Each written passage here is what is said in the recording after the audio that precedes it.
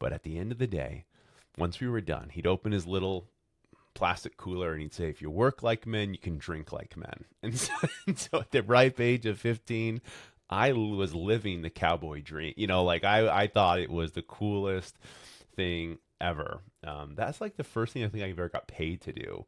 Um, and maybe one of my funnest jobs I've ever had.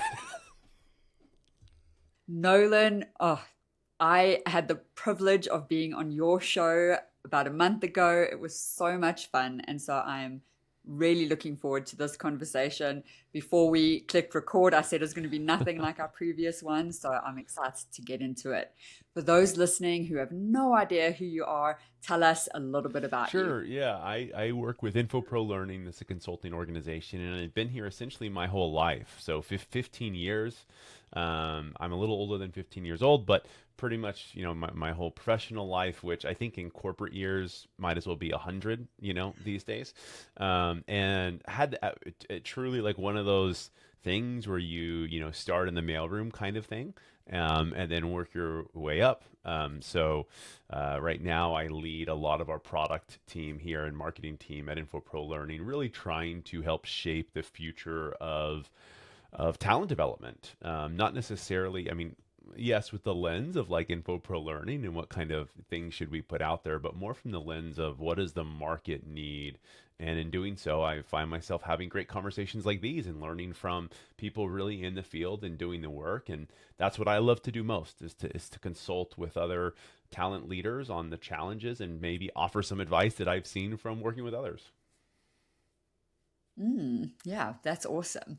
So, all right, now we're going to have to go even further back before this because, yes, you are older than 15, as I did assume that. Um, Yeah, not not much much. older, but, Yeah. at least, yeah, like 15 Hmm. years with 7 years experience or whatever they say. But so take me back to like the first job you ever had. Like, were you in high school? I like to say that first dollar you ever earned. What did you do for that first dollar? Yeah, I mean, I think the first like real job, that got taxed. The first job I ever had, I delivered hay for a living. They call it bucked. So I bucked hay. My buddy owned a farm Ducked hay. in Denver, Nice. and we took his dad's. I think I was 15 or 14, and we went to a field and loaded 50-pound hay bales, 132 of them, onto the trailer. And it was me and my best friend. My best friend is easily 100 pounds lighter than I am. So I got the fortunate job of taking these 50-pound bales and throwing them up to the top of the trailer. His job was just to take them and then stack them in the position they need to be. But I remember that I was 15 because I'll never, it was, so it's my buddy's dad, me, and him, and the dad just went there for the fun. He didn't take any of the money or anything like that. But at the end of the day, once we were done, he'd open his little plastic cooler and he'd say, if you work like men, you can drink like men. And so at the ripe age of 15, I was living the cowboy dream. Like I thought it was the coolest thing ever. That's like the first thing I think I ever got paid to do. Um, and maybe one of my funnest jobs I've ever had. Yeah, that is so fun. If you work like a man, Yeah, you can I drink mean, like a man. so you can That's imagine the kind of excellent. person he was. Okay, and this was in Denver. So yeah, okay. I I, I mean, I live in Colorado too, and we live about an hour out of Yeah, Denver, so so I this was know like about Golden, so like the the Golden Mountains yeah. area. Oh, Yeah, so Golden. Yeah, in yeah. Golden's where we were. Okay.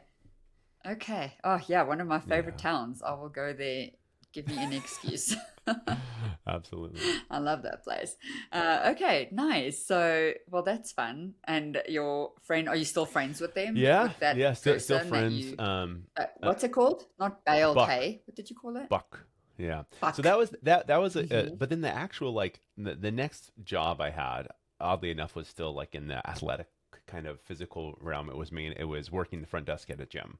I don't know. It seems like everybody I've talked to have had this job at some point, but like yeah, I worked the front desk at a gym, and I just literally sat behind a desk and did nothing. Like made sure people had their things or whatever. And that was a really interesting one for me because I did it as of like a, and my grandparents' friends got me the job, and I just literally just showed up on the day, and he's like, "Here's your thing. Just stand here and do whatever and learn." But I remember, and I did that every summer after when I went to college as well. So like every summer I'd come back and do that while also working this other restaurant job. And I remember there's like a really interesting moment in my life where I was in this meeting and they were like, Nolan, you're constantly like, or like, you asked if somebody could take your shift on a Saturday morning, and that's not really professional. I'm like, well, like you have somebody here working Saturday. Like, I'm sorry, this isn't like a profession that I'm trying to like grow into. And I realized like after I said it, I was like, I'm saying this to somebody who has made their profession. Like this person, like I'm a stupid 20-year-old. This person was in her career and like leading it. And I was like, oh, maybe I should stop before I think. And I haven't gotten any better. I still do that all the time. I wish I could say I learned from that. Well, I do say awareness is step one, so at least you are aware. Maybe now we move into step two, but anyway, this is Yeah. not the point of the conversation. But yes, I stick my foot into many things. My younger brother always says to me, "I don't know how to spell tact," because I just so yeah, I Yeah. relate. I relate to that. Okay, so the gym job, but you said you kept coming back every summer, so they were obviously like, well, he shows up That's enough. the thing, and that's what actually, kind of ground my gears a little bit. Is they're like, listen, out of all the 18-year-olds we hire at this gym, he never calls in like sick. It's never like last minute leaving somebody high and dry. Like he's super reliable. Maybe he doesn't want to work Saturday morning, but he found somebody else to do it. So who really cares? But yeah, I think, I mean, that is, I don't think I've ever called in sick to any job. Like any job that was hourly, Mm, where they're like, expecting you to be there. mhm. I don't think I've ever backed out. Wow. What do you think? Like, why? Why do you I grew up think really you poor. haven't? So like I need money, and the idea of like being sick to forego money just doesn't really ring true, I think, to me. And I think also, Mm, I don't know, I guess if I think about it a tiny bit more, like when I grew up, we're a really big sports family. I've got three brothers. We all played three sports: football, baseball, basketball. And I also don't know if I ever like missed a practice because my dad, any or mom for mm, that matter, if they're like, if you're too sick to like, if you're too sick to play football, then that means you're too sick to do this. Or if you're too sick, you're really you're leaving your team behind. Or if you're, if I'm like, hell, I just don't want to go to practice. I've got this party I wanted to go to. They're like, you made a commitment to your team to be there. And so you need to show up. And so I'm sure it was a combination of both of those, of a little bit of like, I don't want to let somebody down because I gave them my word that I was going to do that. Um, and then also wanting money, I'm sure is a big one. The mhm, massive mhm. $6 an hour I was being paid at the gym. Well, I mean, that is quite a lot. I will say, like, like, yeah. I mean, I don't know how old you are, but my first job, I was earning like 4 pounds. I moved to London when I was 18, so I was earning like 4 pounds something, the minimum wage. And then I got an opportunity to do some street charity, which bumped me up to 8 pounds an hour. Plus, you had to rest a lot Mm, because there's all these laws over there. So you could only really work, I think, like 4.5 hours of an 8 hour shift, but you had to get paid for 8 hours. So I thought I that is a landed gig. my butt in the butter. This Yeah. was so easy. But I sold zero charity because I just didn't believe in it. I Yeah. just like could not get myself to believe in this cause of this charity.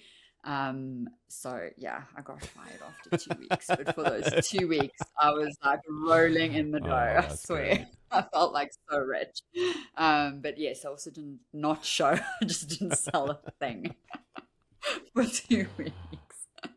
Oh my gosh, that performance review was funny. Yeah, anyway, I digress. So back to like, so I mean, and that's probably something we'll come back to is that like not leaving. not letting people Yeah. down, right? I think that's a big thing, and we can dig into it a little bit later. So you said you went to college. What did you study? All of that stuff. I was Are in you marketing. I started, I wanted actually double. I wanted to get an engineering degree because I really love math. And I took an engineering course and I realized I don't really love math. And so I backed out of that and just stuck into marketing. I also had another fun job while I was at school. I was a bouncer at a nightclub. That was a really interesting gig. Really learned a lot Mhm. about how to de-escalate like problems, like physical problems. It was a really weird gig. Mhm.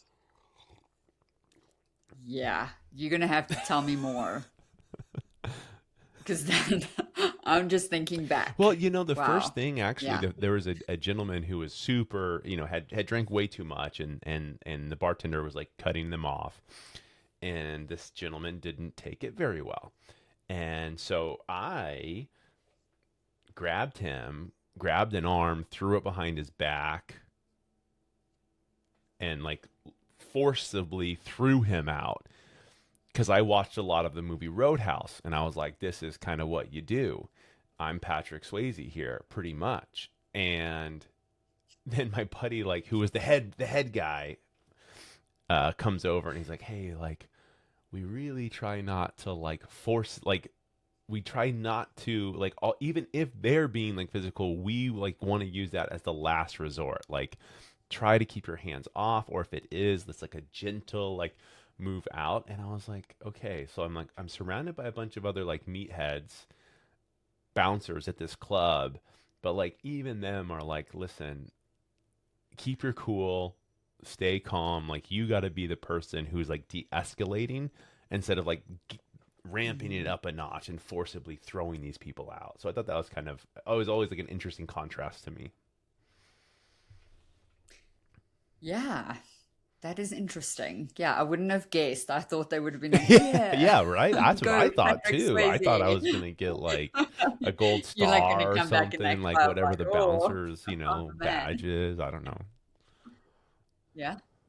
Yeah, that's a good lesson actually. Yeah. And I was thinking just even in life, like how many times and even in the work I do is very often that like de-escalation of like, okay, the tensions are high. We do want to see business results and all of that stuff. And, I sit in these boardrooms that can get really uncomfortable. And it's like, yeah, you know, we're going to figure this out. It's, we can do that. Yeah, and I had so many lessons like that growing up. Either, lessons taught to me like that or just kind of observed. And in my very first job, actually in this company, um, I think I had been here like a couple months, and a person said, like, I really commend your ability to just never get worked up. They're like, you literally like never get worked up. You never get like mad. You never like get animated. Like you're animated, you're like, expressive, but you're not, you always keep your cool. And I think that like just over the course of, some of that was through being told. Some of it was like formal education in college. I actually took some courses on like conflict resolution and communication, and a lot of that is teaching you kind of how to play the middleman there. um, but then also like I think sometimes it's created through an experience.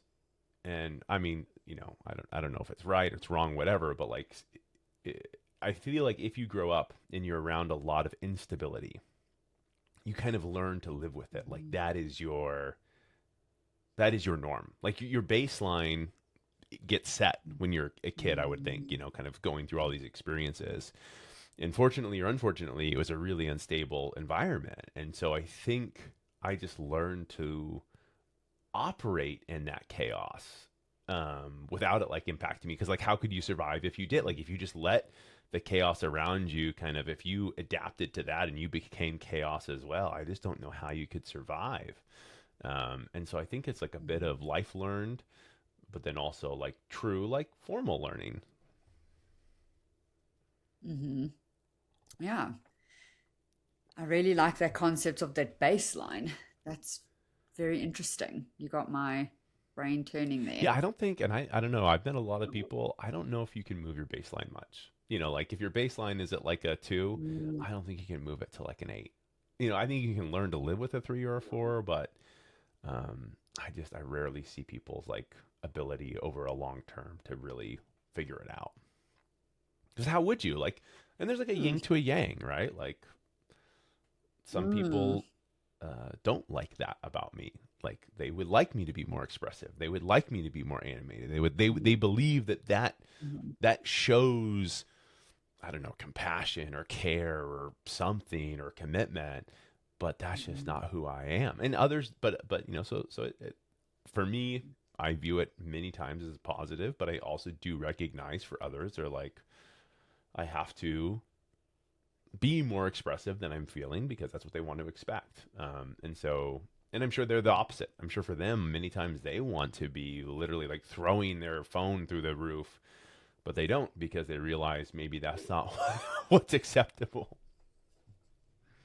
No, no, don't throw your phone through the roof. No, people are going to talk about that for years to come. I have no experience in that though. No, I've never thrown my phone, but yes, I do. I do get that. Um, so, all right, now college, and then so you say this was like your I first had one job job out of right college? before that. It was telesales, Okay. dialing like 200, 300 times a day in an abandoned Mm-hmm. bowling alley that allegedly Not dodgy. allegedly was the largest custom website design company in the world was ran out of this abandoned bowling alley in Wow. Provo, Utah. And it was exactly what you would think it would be. Like it was rows of people calling, like plugged in. There was a projector screen up on the wall that, like, if you hadn't dialed in the last 20 seconds, your name would go to the top and start flashing red. It was like a whole thing. Made a ton of money uh, because like they let you work unlimited overtime. So I would come in, I'd work literally as long as they would. I'd come in on Saturdays if they'd let me just to get like Mm-hmm. overtime Mm-hmm. hourly pay. And then commission and stuff on top of that. But that job lasted for like 3 months. The company went under, believe it or not. The very legitimate business ran out of an abandoned bowling alley, ended up, going south. I don't know.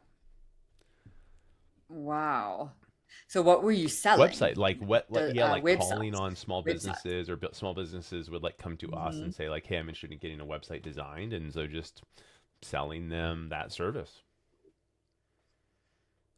Did that service Yeah, happen? yeah, yeah, for sure. Yeah, Because no, no, now no. I'm It was wondering definitely not like a, the yeah, 3 month no, no, no. timeline, It and I'm wasn't, like, no, something's it going wasn't on like a here. shell, it wasn't that kind of thing. They actually did produce the Not website, that yeah, and, dodgy, and did, yeah. did the things. Okay. I think they were a Wow. victim. It's interesting, like, so then I ended up joining this company. There was a division of our company that did something similar at this company, InfoPro, Mhm. but a different division. But it's interesting because I think the reason that business went under, this bowling alley one, and then eventually we shut down this division of the company I'm in today. Although you may say Nolan's a common denominator, he's obviously the reason. That's not the reason. Trust me. The reason is that it was about the time that like Squarespace came along, where Mhm. there were these tools where you could build your own website that weren't as good as somebody professionally doing it, but they were okay. And like Mhm. okay is good enough for a lot of businesses. Like that's the reality. And also at Mhm. the same time, that's when Facebook was really getting big. And so companies were starting to get Facebook pages. And so they realized, well, I can just like funnel my business that way. And so I think Mhm. it was a combination of like the tech made it easier for people to do it themselves and serve themselves. And so who wants to pay for something they can do themselves, that's relatively good? Um, or they just like went to Facebook. Again, they just sort of like the ways that people bought changed, and so it really took that whole industry actually. So that company went under, this one did, and then like a lot of our competitors all really scaled their business down enormously and kind of took that small business website design business away with Squarespace pretty much owned that business. Mm-hmm. Yeah, very interesting how that perfect storm just happens and industries crumble. So that company closed down, but the one you're still in is Yeah, still yeah, alive. And I'm wondering, what is, were they diversified already at that point? Like, talk me through that. And, yeah, I'm asking as a small yeah. owner, So but also as a very strategic learning and development person of like looking at the macro environment constantly, like what is happening to people and the world and looking for trends like that. yeah, So I yeah, I'd like your mean, take. if we so I'll spend a tiny bit on that, but then I'll fast forward to today because it's a really interesting actually what we're seeing today that is a big trend in our kind of work. So at that time, what happened was we realized that that was the way. So we actually started using our same sales motion, but using it to promote our self-service tool. So like we just slashed our price really, really low, but still enough to make it worth having a salesperson on the other end of the line. But then but then eventually we shifted and we said, okay, we want to start selling more like advanced applications. Like we have this team that are engineers and, things like that. Let's use them to create business apps, custom business applications, like on the web or wherever it is. And so me and a couple of people started actually shifting to enterprise, not selling websites necessarily, but more selling business applications, custom, software dev services. So sticking kind of with that same team, but more into the software dev. And so I did that for a little bit. So I think there, like the lesson was, who do you have on what is the value you already have built in your company, and how can you pivot it to something that the market is valuing more today, right? Take your valuable resources and align them to where the market sees the value, and there you are. But now fast forwarding to like today is really interesting. Wall Street Journal put something out about 3 weeks ago, maybe 2 weeks ago, and they were talking about how Deloitte and McKinsey and these companies they're having, like, it was like this person was saying there's a big town hall around billable hours. So if you're in the consulting space, this term like billable hours really applies, because if you're a large company like a Deloitte or even a small company, your goal is, how can I sell my services to a client? And if you're like an instructional designer, let's call it, at a consulting agency, they'll tell you like you need to have 80 to 100% or to 120% of your hours billable. Like somebody has to be paying for you to be at this company. And so that's how everything is billed, right? And we're very familiar with that model as a consulting agency. Large company comes in, says we need, this project built. We said, okay, cool. It's going to be roughly 3,000 hours at this hourly rate. Now you're gone.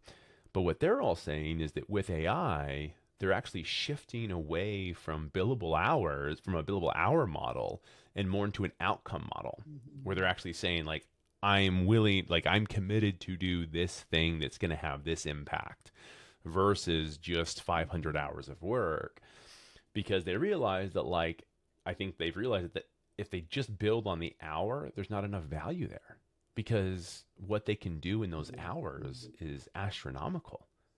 And there's no way a client's going to pay for it. If they were used to paying $250 an hour for 8 hours of work, for something that took 8 hours of work, if that now only takes 1 hour, they're not willing to pay $1,600 an hour. Even though you can do 8 times the work, they still want to pay $200 an hour. The market's not going to. And so like but if instead of selling the project being complete for 8 hours, and you more sell like, after 8 hours, I will have, your salespeople their closure rate will go up by 5%. give me $1,600, give me $16,000. And they'll say, yeah, sure, here you go. So it is interesting now, the professional services, the consulting, anybody who's really being paid to do that type of work. And if you check the markets of like Accenture, all those are in a drastic pivot right now because the AI has really chipped away at that core billable model of how we made money. Mm-hmm. Mm-hmm. Yeah. So much to unpack there. um, sure. I agree with that. One of my main clients is one of these financial firms that rely heavily on billable hours. And it is interesting, right? Like how even I have to pitch time Mm-hmm. away from the desk because I'm like, well, your people need to grow, but I don't say, in this hour, I'm gonna say, well, afterwards they can have better Yeah. conversations so that they can be more productive. And even if one manager is slightly more productive, they're impacting 8 people. Those 8 people can make up like so many hours, right? Like that, those are the Yeah. conversations that I naturally have. I don't think a lot of people in our industry talk like that or think like that. Like even me as a consultant, I don't sell my time, I sell the Mm-hmm. outcome. Um, and I say it's going to take this many days or whatever the case is. Yeah, and then my clients keep me for like 3 years. It's my average client rate time. Yeah, it's it's crazy. So what I'm doing must be working somehow. So I do think like let's lean. I first want to find out like because you said right in the beginning. So I'm going backwards again.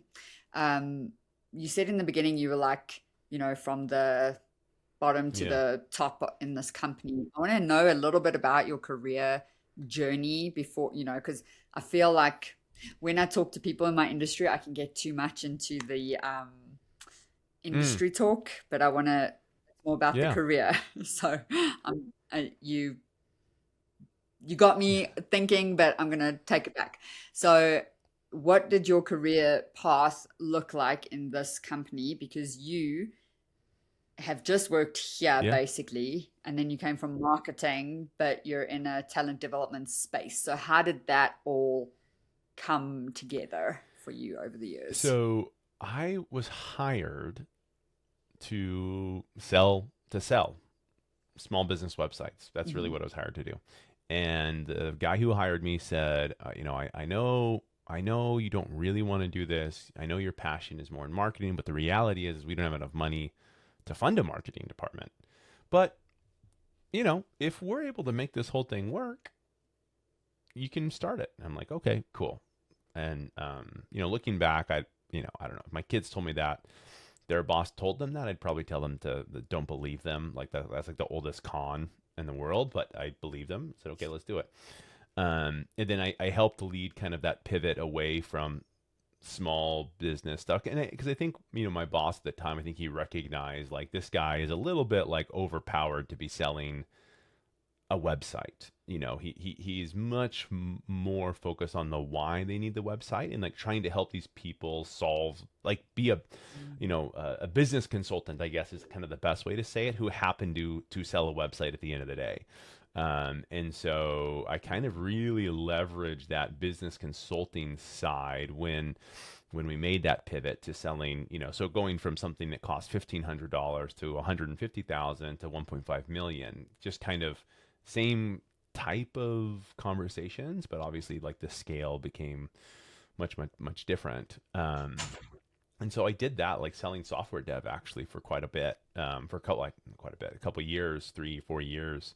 Um, but then, I think we kind of saw that even that market had a lot of turmoil in it. It's a really tough kind of place to be in. And so after a couple years, we we looked over at this other division of our company, InfoPro Learning, who has been in the talent dev space for 30 years. Before we came over, and we're like, oh my gosh, like they're one of the most reputable brands in this space, and they've got some enterprise clients. Like I'm dealing with, these small businesses nobody's ever heard of.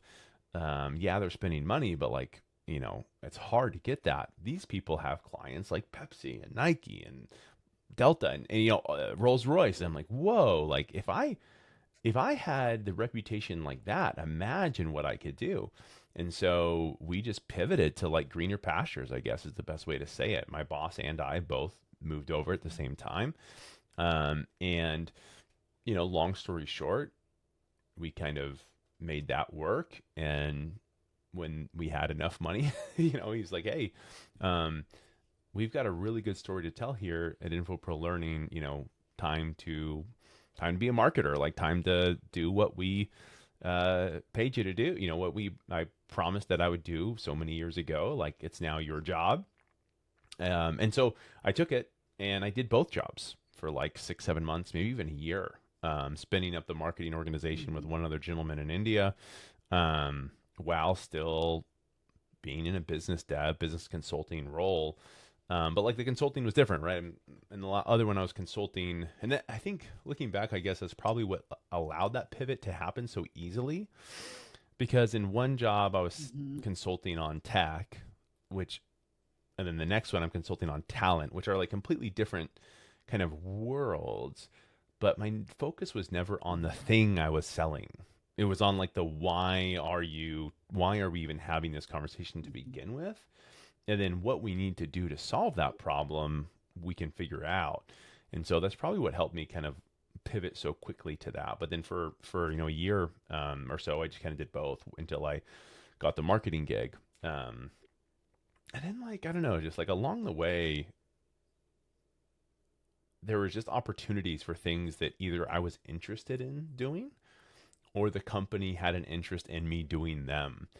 And so I've been so fortunate that I've been at one company for 15 years, but I don't think I've ever done the same job for more than a couple years in a row. Like I'm either adding more responsibility, like I'm absorbing a division of the company, or one of my best opportunities I had was to actually lead a product, a learning management product of ours.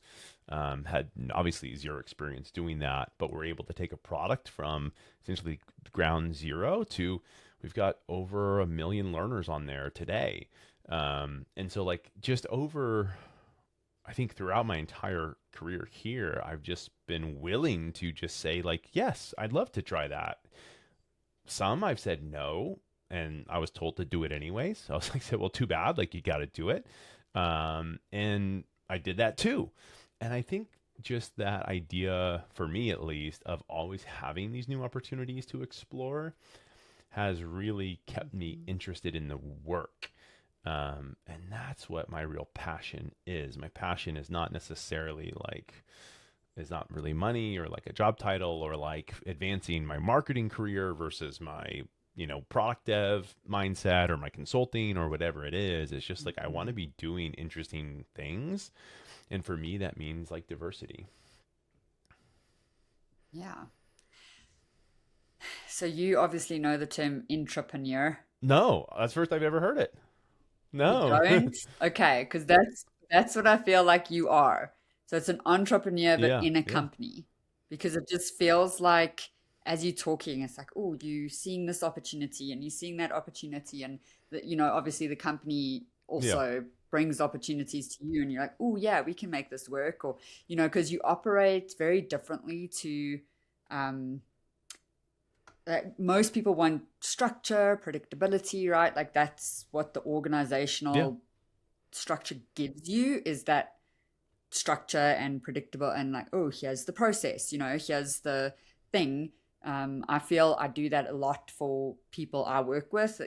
I stand up learning and development functions from scratch. I'm okay with that. I love ambiguity and like the blank slate, but I understand that people Yeah. don't. So I build structure really fast, and it feels like you're similar in that way. So I want to unpack, like what do you think those attributes, or what made you, I don't, I feel like what makes this environment work for you? You know, someone listening is thinking, well, I want to make opportunities in my current space, but I don't feel that I have that space to do that. You know, what is it about you? Because I feel like another person in this role wouldn't have Yeah, I handled it. mean, You know, never mind made it successful. yeah, It's like a very unique there's thing. no like intentionality to it. I'm not that smart of a guy. I don't have a vision board. I don't have those kinds of things. I have a very good boss. The gentleman who hired me is the CEO now. And so I've quite literally like rode his coattails the entire way through all of these things. And just been lucky enough that he's taken me with him, and he, you know, it's his job to kind of find problems and solve problems, but he can only solve so many problems. And so he needs like somebody to help him solve those problems. And so I've been really fortunate just to be connected to him, and him giving me such, uh, um, I would call it like, in some cases, very like unearned respect of like, or, freedom to make a mistake and to do whatever I got to do, and to try things and to adapt things. And like, I do not operate in a world in where I am measured by the failure of my outcome, the failure of my campaigns. Like I am more measured by failure to act. Like Oh, if I I love do that. something and whatever I do has a bad outcome, I will never hear about it. If I don't do something, Hmm. I will hear about it a ton, like all the time, all the time. And that's not to say that like I don't reflect, and like obviously like if things are not going well, it's our job to like fix them. But I think his mindset is really, build the thing, put it out there. Because I know once you build it and put it out there, then it just becomes an engine. Like then it's a flywheel that can just spin. But if you don't build the thing and put it out there, you can never start building the flywheel. And so I think a big portion of it is just the environment that I've been in, and being very fortunate to have the same boss for 15 years. Like I don't think that's really common either.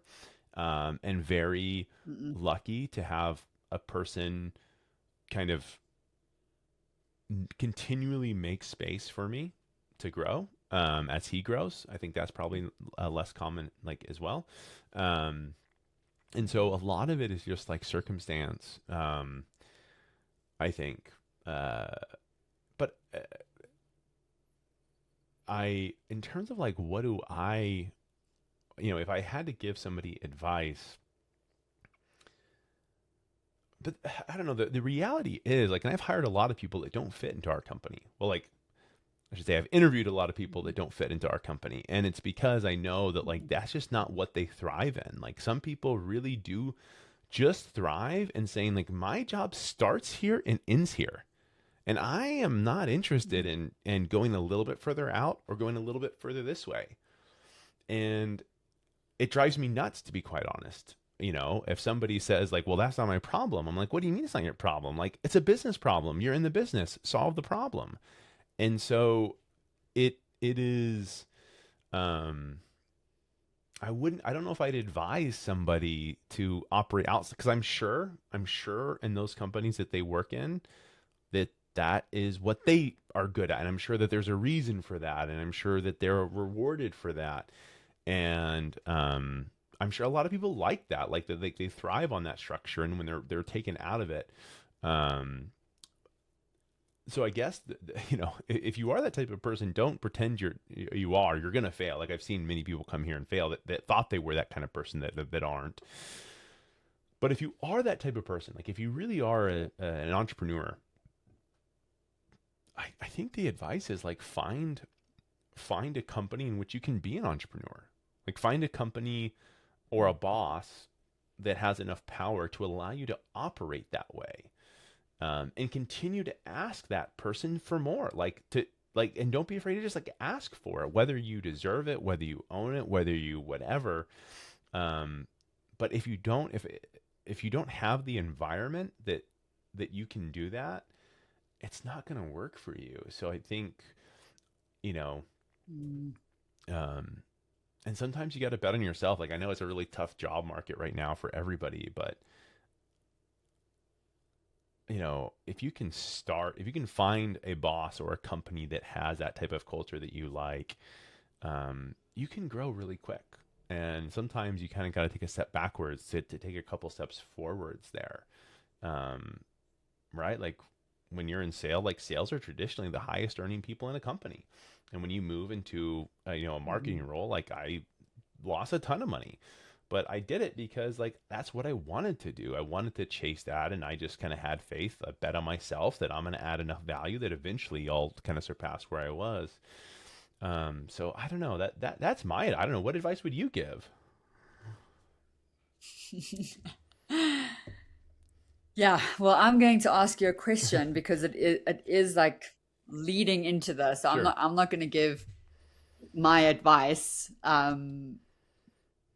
because I can give you my belief, which is I really do believe people should enjoy what they Yeah. love. And so, but that's, sorry, should love Yeah. what they do, like Yeah. the work they do. They should enjoy work, like wake up every day excited and feeling like let's look for these opportunities, Mm-hmm. right? Like work shouldn't be a grind and this bore, and and which is not the case, because I know, people on social media that bitch about work all the time, they have like millions of followers, like, oh, you see me, so people love this like complaining about the workplace, and I just don't feel like that should be our lived experience. I really don't. So that's my belief.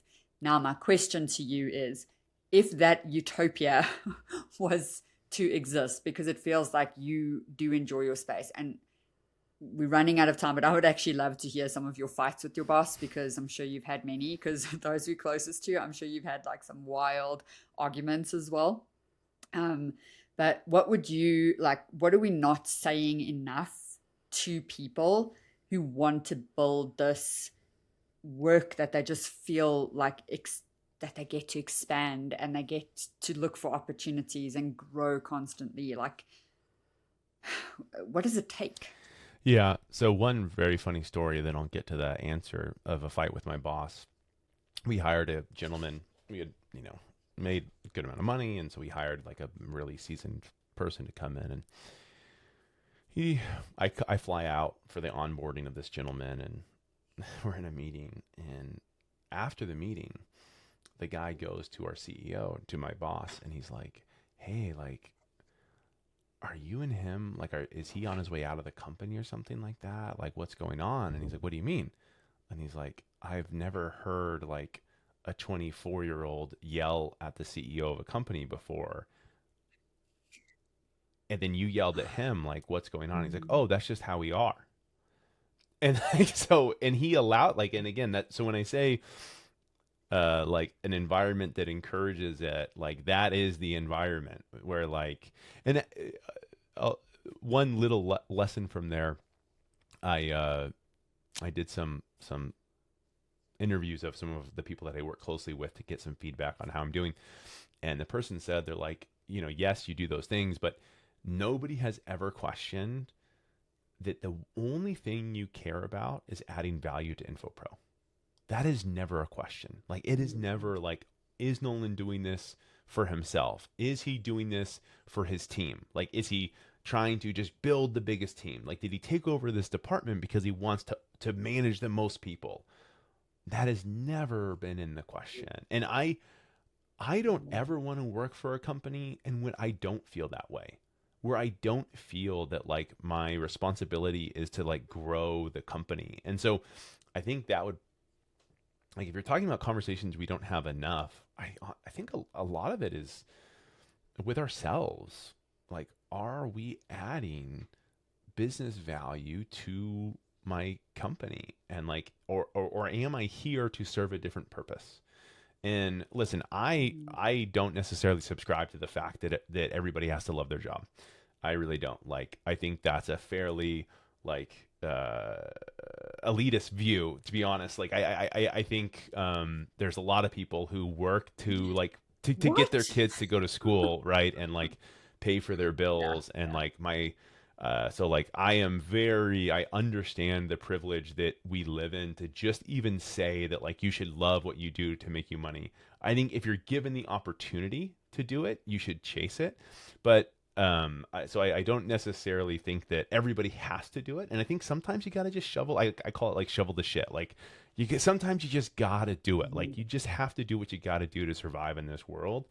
I'm a firm believer in chasing what brings you happiness.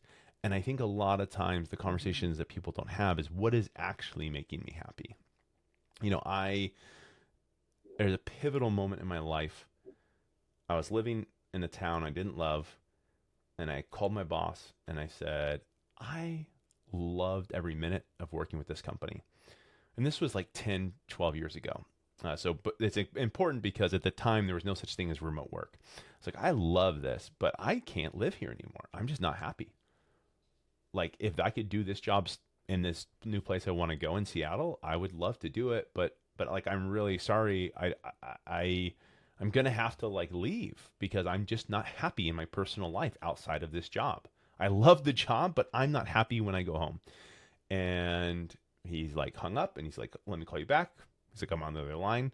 Called me back and he's like, where do you want to move? I'm like, I'm going to move to Seattle. And he said, just work from there. Why can't you just work from there? And I'm 25 at the time. And he just said, like, just do it. He just trusted me. Just like, yeah, go do it.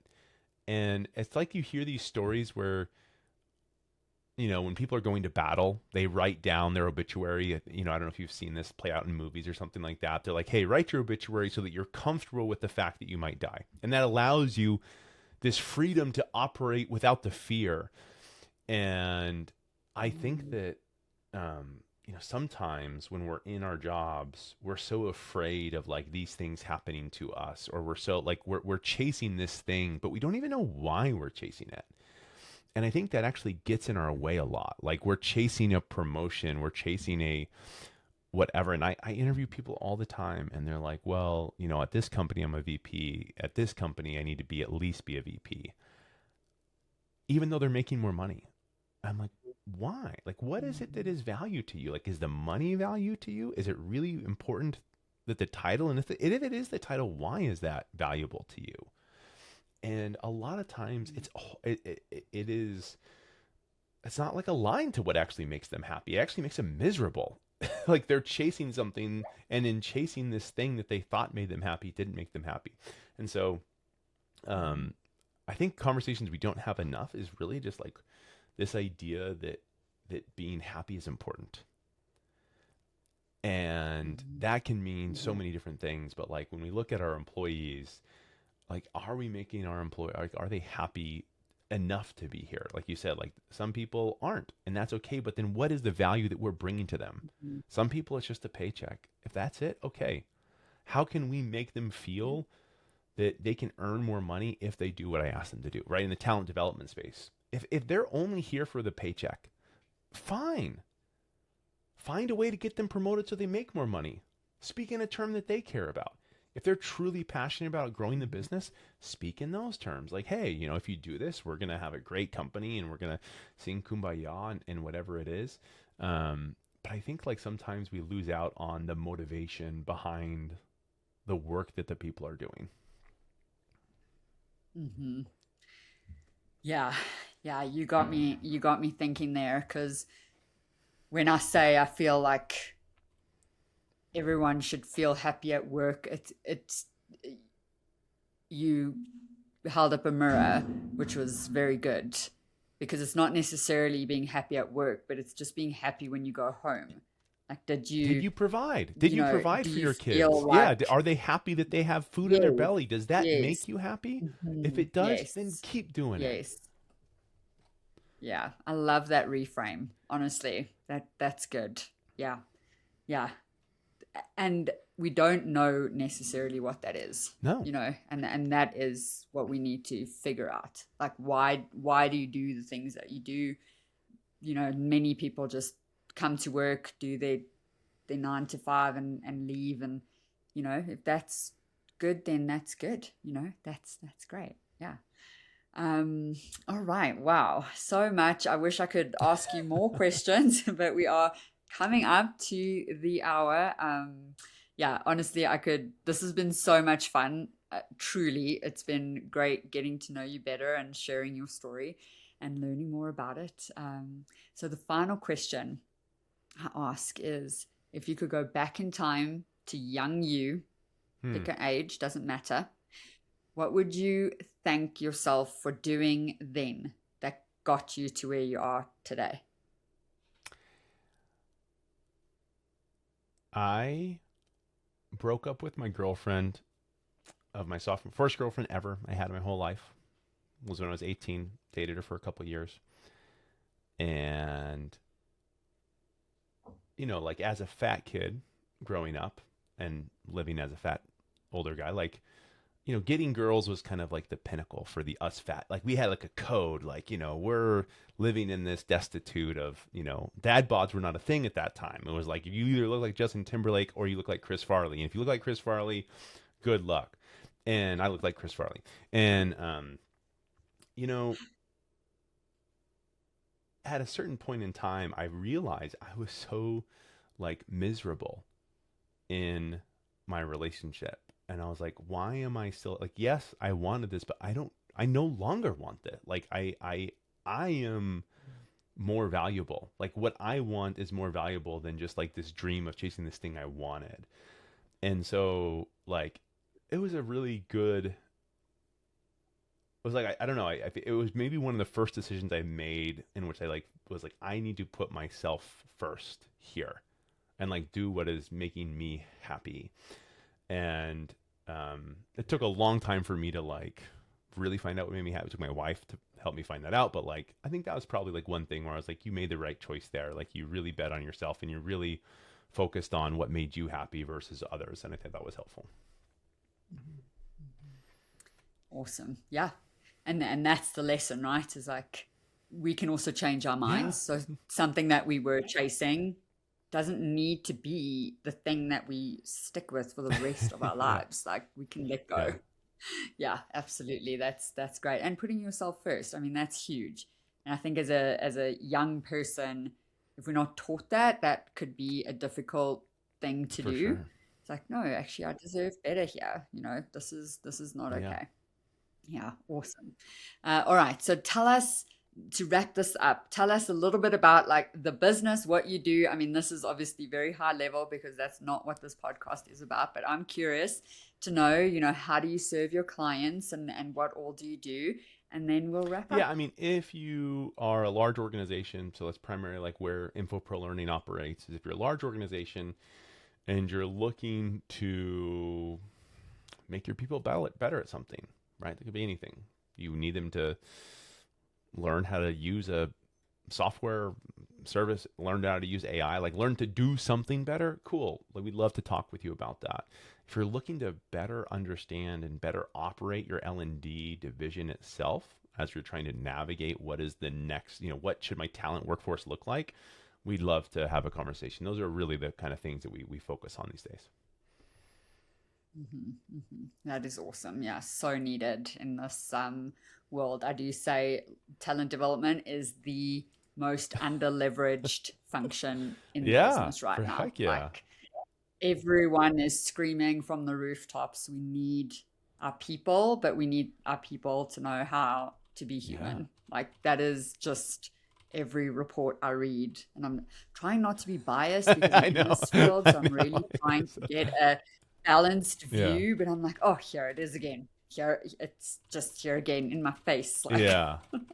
constantly. So it's like I even try with my Google and my Claude. I'm like, give this from like the Yeah. CFO's Yeah. perspective. Yeah. I hear you. I hear you. Nope, it's people capability again. Yeah, so that's awesome, Nolan. It, so those are the people who should Yep. contact you, right? Like Yep. organizations looking for those two things. Awesome. All right. Any last words before we No, say thank you goodbye? so much for having me on. I appreciate it. Yeah, it's been so fun. Awesome. Bye.